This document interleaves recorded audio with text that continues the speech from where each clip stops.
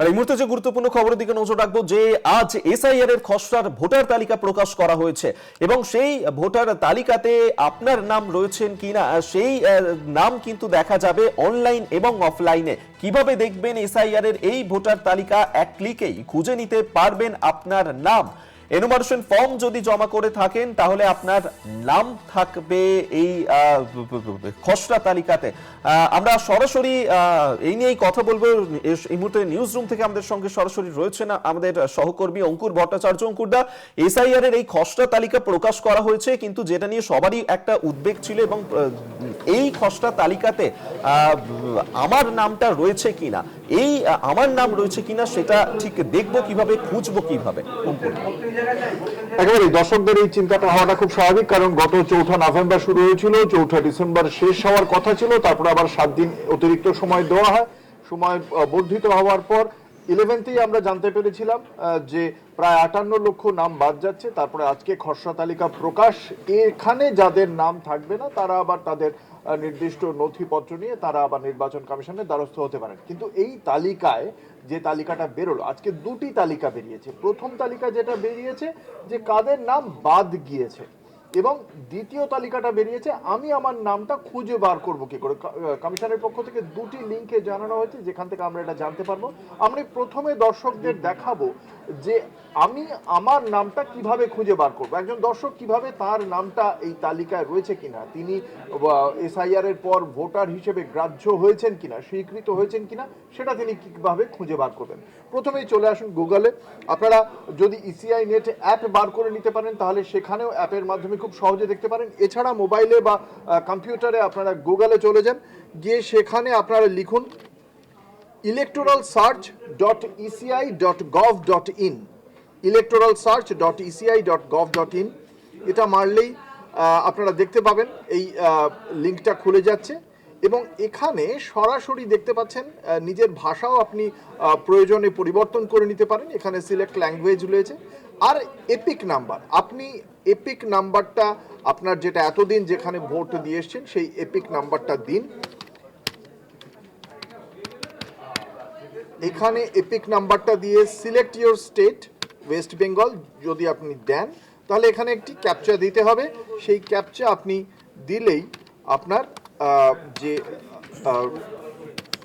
আপনি আদৌ ভোটার হিসেবে স্বীকৃত হয়েছেন কিনা, দেখুন এখানে আমার নাম দেখাচ্ছে এবং ভোটার সমস্ত ডিটেলস এখানে দেখিয়ে দিচ্ছে। অর্থাৎ ঠিক এভাবেই আপনিও দেখে নিতে পারবেন যে আপনি এই ভোট এসআইআর প্রক্রিয়ার পর আপনি ভোটার হিসেবে নির্বাচন কমিশন দ্বারা স্বীকৃত ভোটার কিনা, এবং যদি এখানে এটা না পাওয়া যায় তাহলে মানে আপনি ভোটার নন।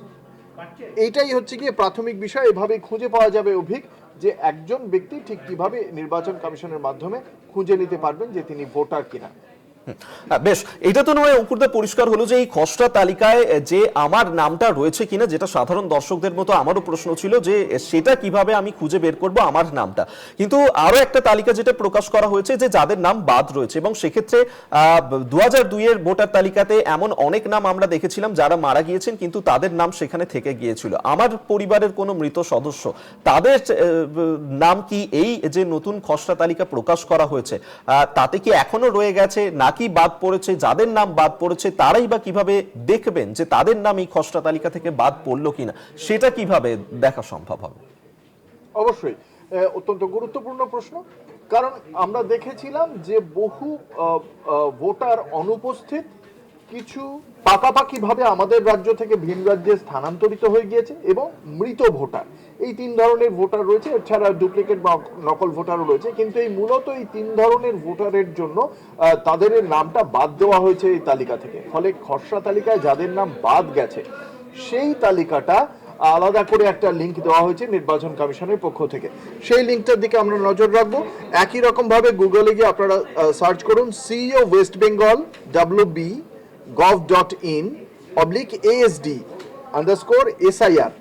ASD মানে অ্যাবসেন্টি শিফটেড ডেড ভোটার। আরো একবার বলি, সিইও ওয়েস্ট বেঙ্গল wb.gov.in/ASD_SIR। তাহলে এই পেজটা আপনারা দেখতে পাবেন। এই পেজটায় যে মুহূর্তে আপনারা আসবেন তখন এখানে দেখুন লেখা রয়েছে ডিস্ট্রিক্ট, সেখানে আপনি আপনার ডিস্ট্রিক্ট সিলেক্ট করে নিলেন। অ্যাসেম্বলি কনস্টিটিউয়েন্সি আপনার যেটা অ্যাসেম্বলি কনস্টিটিউয়েন্সি রয়েছে সেটা আপনি এখানে দিতে পারেন, এবং অ্যাসেম্বলি কনস্টিটিউয়েন্সি এবং যে মুহূর্তে আপনি এটা দিয়ে দেবেন তখনই আপনার এখানে অনেকগুলো বেরিয়ে যাবে কোন কোন বুথের নামের মধ্যে আপনি যে মুহূর্তে আপনার বুথটি সিলেক্ট করে নেবেন সেক্ষেত্রে দেখতে পাবেন ডান দিকে ডাউনলোড সেকশন রয়েছে। এই ডাউনলোড সেকশনে গিয়ে আপনি যেখানে যে বুথে আপনি ভোট দেন সেই বুথের নামে আপনি দেখতে পাবেন যেখানে ডাউনলোড সেকশন রয়েছে, ডাউনলোড করলে একটি পিডিএফ ফাইল ডাউনলোড হবে।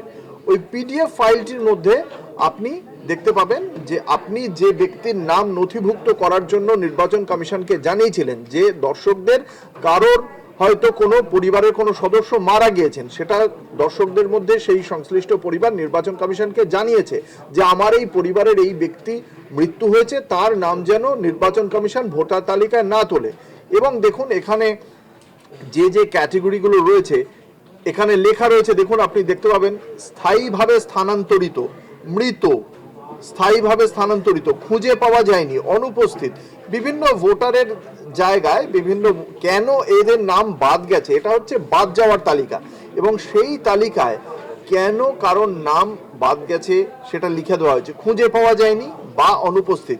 খুঁজে পাওয়া যায়নি কখন? একজন বিএলও যদি 3 বার কোনো ভোটারের বাড়ি গিয়ে তাকে খুঁজে না পান তাহলে তাকে খুঁজে পাওয়া যায়নি বা অনুপস্থিত বলে চিহ্নিত করা হচ্ছে কমিশনের পক্ষ থেকে।